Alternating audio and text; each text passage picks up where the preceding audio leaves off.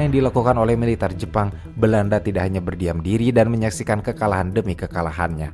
Dalam usahanya menahan kedatangan serbuan militer Jepang, pemerintah Belanda sebenarnya telah menyiapkan dirinya untuk masuk ke dalam blok sekutu yang kemudian dinamakan membentuk Front ABCD yang terdiri dari Amerika, British, China, dan Dutch.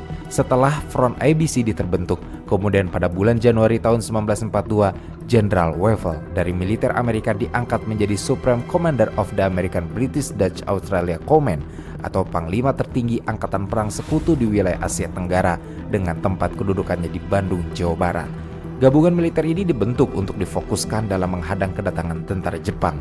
Selain menggabungkan diri dengan blok sekutu, pemerintah Jepang juga kemudian mengangkat Letnan Jenderal Terpurton sebagai Panglima Tentara Hindia Belanda atau Panglima KNIL dan kemudian pada bulan Februari memusatkan pertahanannya di Bandung.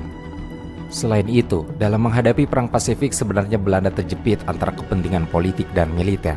Dengan kekuatan penuh dan pasukan yang berani mati dari Jepang, tentu Indonesia tidak akan mungkin dipertahankan pemerintah Hindia Belanda tanpa bantuan rakyat yang bersenjata.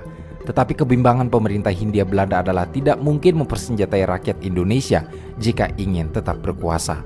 Sebab jika itu menjadi kebijakan pemerintah Hindia Belanda, itu tentu disadari akan menjadi kebijakan yang fatal.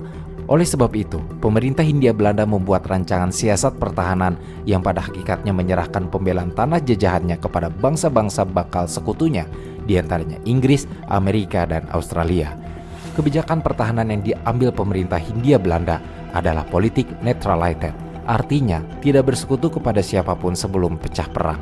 Dan selama itu pula Belanda melakukan politik berdiri sendiri sepenuhnya. Dan sebenarnya dalam penyerangan Jepang yang sudah ada di depan mata, ada dua cara yang bisa dilakukan pemerintah Hindia Belanda. Pertama, membumi hanguskan semua sumber daya.